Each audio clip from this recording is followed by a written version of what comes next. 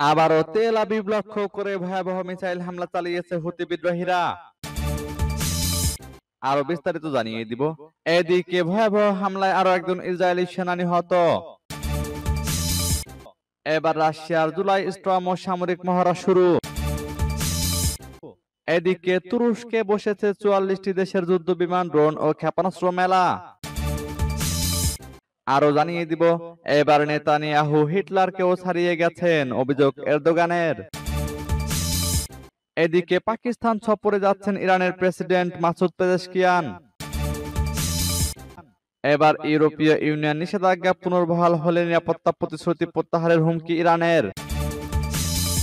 এবং সর্বশেষে জানিয়ে দিব, এদিকে গাজায় ইসরায়েলি গণহত্যায় ফের হিজবুল্লাহ প্রধানের হুঁশিয়ারি।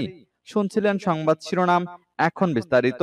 তবে তার আগে অনুরোধ থাকবে, এই ভিডিওতে একটি লাইক দিন এবং কমেন্টস করে জানিয়ে দিন আপনি কোন জেলা থেকে বা কোথায় থেকে আমাদের সাথে যুক্ত রয়েছেন।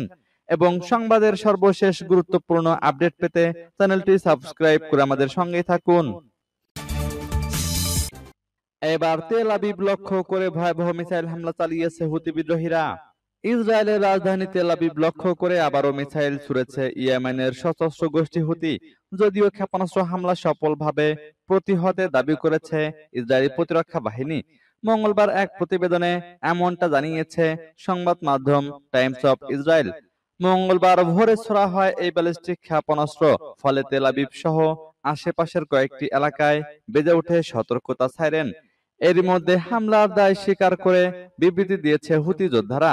যদিও ক্ষেপণাস্ত্র হামলা সফলভাবে প্রতিহতের দাবি করেছে আইডিএফ। এর আগে গত সোমবার হুদাইদা বন্দর সহ ইয়েমেনের বিভিন্ন স্থানে বিমান হামলা চালায় ইসরায়েল, যার জবাবে এই ক্ষেপণাস্ত্র হামলা চালিয়েছে ইয়েমেনের সশস্ত্র গোষ্ঠীটি। এদিকে ভয়াবহ হামলায় আরো একজন ইসরায়েলি সেনা নিহত। ইসরায়েলি বাহিনী গাজায় তাদের আরো এক সেনার মৃত্যুর খবর নিশ্চিত করেছে। বাহিনীটি মঙ্গলবার আশকেলনের ৩৬ বছর বয়সী reserve staff sergeant Vladimir loser মৃত্যুর কথা স্বীকার করেছে। তিনি ৫ম ব্রিগেডের ৭০২০ ব্যাটালিয়নের কর্মরত ছিলেন। দক্ষিণ গাজা উপত্যকার রাফায় যুদ্ধের সময় নিহত হন। প্রাথমিক আইডিএফ এর তদন্তে দেখা গেছে, রাফায় অভিযানের সময় একটি ভবন ধসে লোজা নিহত হন। সামরিক বাহিনী সন্দেহ করছে যে পূর্বে স্থাপন করা বিস্ফোরক ডিভাইসের বিস্ফোরণের ফলে এই ধসের ঘটনা ঘটেছে। সোমবার ইসরায়েলি গণমাধ্যম জানিয়েছে, গাজা উপত্যকায় একজন সেনা নিহত এবং আরো ২ জন আহত হয়েছেন। যদিও ঘটনার পরিস্থিতি বা প্রকৃতি সম্পর্কে আর কোনো বিবরণ দেওয়া হয়নি। সাম্প্রতিক সপ্তাহগুলোতে ইসরায়েলি বাহিনী গাজায় বড় ধরনের ক্ষয়ক্ষতির শিকার হয়েছে। বিশেষ করে গাজা উপত্যকার দক্ষিণ অংশে স্থল অভিযানে যাওয়া ইসরায়েলি সেনারা বেশি ক্ষয়ক্ষতির শিকার হচ্ছে। এবার রাশিয়ার জুলাই স্টর্ম ও সামরিক মহড়া শুরু।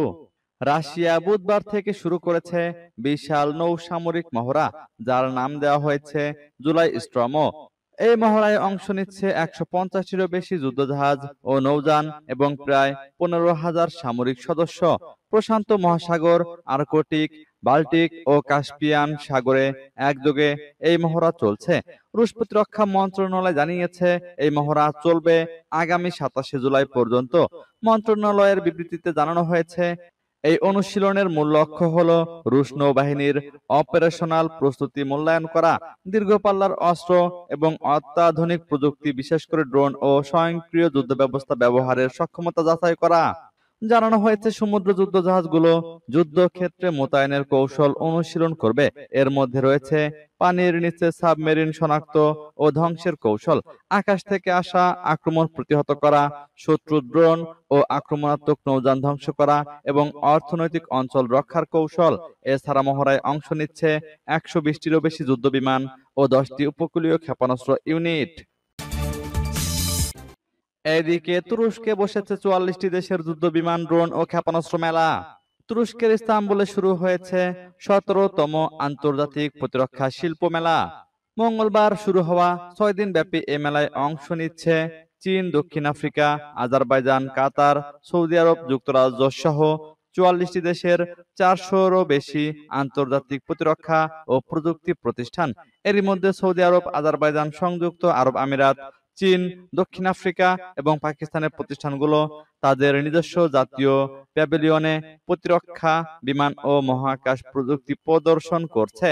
প্রতিরক্ষা ও বিমান শিল্পের শীর্ষ কোম্পানিগুলো এ মেলায় অংশ নিচ্ছে। বিদেশি কোম্পানিগুলোর পাশাপাশি অংশ নিচ্ছে তুরস্কের শীর্ষস্থানীয় প্রতিরক্ষা প্রতিষ্ঠানগুলো।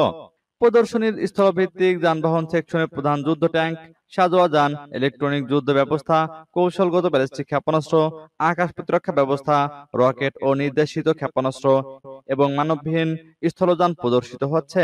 বিমান ভিত্তিক অংশে রয়েছে স্থির ডানার প্ল্যাটফর্ম, ইলেকট্রনিক যুদ্ধ প্রযুক্তি, আকাশ প্রতিরক্ষা ব্যবস্থা, স্যাটেলাইট, ড্রোন এবং বিমান ইঞ্জিন।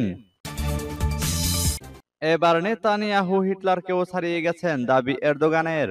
ইসরায়েলের যুদ্ধবাজ প্রধানমন্ত্রী বেনিয়ামিন নেতানিয়াহু নাতসি স্বৈরশাসক অ্যাডলফ হিটলারকে ছাড়িয়ে গেছেন বলে মন্তব্য করেছেন তুরস্কের প্রেসিডেন্ট রিসেপ তাইপ এরদোগান। বলেছেন তিনি 20 মাসে 59,000-এর বেশি ফিলিস্তিনিকে হত্যা করেছেন, যাদের বেশিরভাগই নারী ও শিশু রয়েছেন। মঙ্গলবার ইস্তাম্বুলে শুরু হওয়া আন্তর্জাতিক প্রতিরক্ষা শিল্প মেলা 2025-এর উদ্বোধনী অনুষ্ঠানে দেওয়া বক্তব্যে গাজায় গণহত্যার জন্য ইসরায়েলি প্রধানমন্ত্রীকে দায়ী করে তিনি এসব কথা বলেন। খবর ডেইলি সাবার। এরদোগান বলেন, ফিলিস্তিনের অবরুদ্ধ গাজা ভূখণ্ডে গণহত্যা নিয়ে যারা নীরব থাকবে তারাই এর সঙ্গে জড়িত বলে মন্তব্য করেছেন। এছাড়া তুরস্ক আজ নিজের শক্তির উপর দাঁড়িয়ে নিজের প্রযুক্তিতে বিশ্বে পরিচিত হয়ে উঠছে বলেও জানিয়েছেন তিনি। তুর্কি প্রেসিডেন্ট বলেন, এই মেলা শুধু তুরস্কের প্রতিরক্ষা শিল্পের অগ্রগতি নয়, বরং একটি জাতির নিজস্ব সক্ষমতায় দাঁড়িয়ে বিশ্বমঞ্চে উত্থানের প্রতিচ্ছবি। তিনি স্পষ্ট ভাষায় বলেন, গাজায় যে গণহত্যা চলছে তা নিয়ে চুপ থাকা মানেই সেই অপরাধে জড়িত থাকা। তুর্কি প্রেসিডেন্ট বলেন, আজ আমরা শুধু একটি প্রতিরক্ষা খাতের উন্নয়ন দেখছি না, বরং একটি জাতির স্বাধীনতার পথে অগ্রযাত্রা, নিজের আকাশে ডানা মেলে উড়ার গল্প দেখছি। এদিকে পাকিস্তান সফরে যাচ্ছেন ইরানের প্রেসিডেন্ট পেজেশকিয়ান। ইরানের প্রেসিডেন্ট মাসুদ পেজেশকিয়ান 26শে জুলাই পাকিস্তান সফরে যাচ্ছেন। ইরানের পররাষ্ট্র মন্ত্রণালয়ের মুখপাত্রের বরাতে দেশটির তাসনিম নিউজ এবং পাকিস্তানের দা নিউজ এ তথ্য জানিয়েছে। সোমবার এক সংবাদ সম্মেলনে ইরানের পররাষ্ট্র মন্ত্রণালয়ের মুখপাত্র ইসমাইল ভাগাই জানান, এই সফর তেহরান ইসলামাবাদের ঐতিহাসিক, সাংস্কৃতিক ও ধর্মীয় সম্পর্কের গুরুত্বের প্রতিফলন। তিনি বলেন, ইসরায়েল ও যুক্তরাষ্ট্রের সাম্প্রতিক আগ্রাসনের পর দুই দেশের মধ্যে যোগাযোগ বৃদ্ধি পেয়েছে। তিনি উল্লেখ করেন, 13 জুন থেকে টানা 12 দিন ইসরায়েল ইরানের সামরিক, পারমাণবিক ও আবাসিক স্থাপনায় হামলা চালানোর পর 22শে জুন যুক্তরাষ্ট্র নাতানজ, ফোর্ডো ও ইস্পাহানের পারমাণবিক স্থাপনায় বিমান হামলা চালায়। জবাবে ইরান অপারেশন ট্রু প্রমিস 3 অভিযানে ইসরায়েলের লক্ষ্যবস্তুতে 22 দফায় ক্ষেপণাস্ত্র হামলা চালায় এবং দখলকৃত ফিলিস্তিনে বড় ধরনের ক্ষয়ক্ষতি করে। পাশাপাশি ইরান কাতারের আল উদেইদ মার্কিন সামরিক ঘাঁটিতেও ক্ষেপণাস্ত্র হামলা চালায়। 24শে জুন যুদ্ধবিরতির মাধ্যমে এই সংঘাত থামে। এবার ইউরোপীয় ইউনিয়ন নিষেধাজ্ঞা পুনর্বহাল হলে নিরাপত্তা প্রতিশ্রুতি প্রত্যাহারের হুমকি ইরানের। ইরানের পার্লামেন্টে জাতীয় নিরাপত্তা কমিশনের এক সদস্য বলেছেন, ইউরোপীয় দেশগুলো জাতিসংঘের মাধ্যমে আন্তর্জাতিক নিষেধাজ্ঞা পুনর্বহাল করলে তেহরান আঞ্চলিক নিরাপত্তা রক্ষার প্রতিশ্রুতি প্রত্যাহার করতে পারে। সোমবার ইরানের আধা সরকারি বার্না নিউজের বরাতে এ তথ্য জানানো হয়েছে। সোমবার এক প্রতিবেদনে এ খবর দিয়েছে ইরান। আমাদের হাতে অনেক উপায় রয়েছে। আমরা উপসাগর, হরমুজ প্রণালী এবং অন্যান্য সমুদ্র এলাকায় নিরাপত্তা রক্ষার দায়িত্ব থেকে সরে আসতে পারি, বলেছেন আব্বাস মকতুদাই। ইরানের সম্ভাব্য পাল্টা পদক্ষেপের প্রসঙ্গে একথা বলেছেন শুক্রবার ইস্তাম্বুলে ইরানের উপপররাষ্ট্রমন্ত্রী এবং যুক্তরাজ্য, ফ্রান্স ও জার্মানির কূটনীতিকদের বৈঠকের আগে তিনি এ মন্তব্য করেন। E3 দেশগুলো ইরান যদি যুক্তরাষ্ট্র সহ পশ্চিমা শক্তির সঙ্গে তার পরমাণু কর্মসূচি নিয়ে ফলপ্রসূ আলোচনায় না বসে, তবে আগস্টের শেষ নাগাদ আন্তর্জাতিক নিষেধাজ্ঞা পুনর্বহালের হুমকি দিয়েছে। এদিকে গাজায় ইসরায়েলি গণহত্যায় ফের হিজবুল্লাহ প্রধানের হুঁশিয়ারি।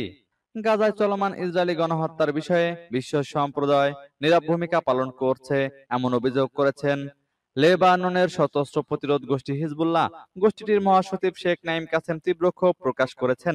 তিনি এই যুদ্ধকে আমেরিকা ইসরায়েলি বর্বরতার যুগল অভিযান বলে উল্লেখ করেন। তার ভাষায়, সকল মানবিক ও নৈতিক সীমা ছাড়িয়ে গেছে এই হত্যাযজ্ঞ।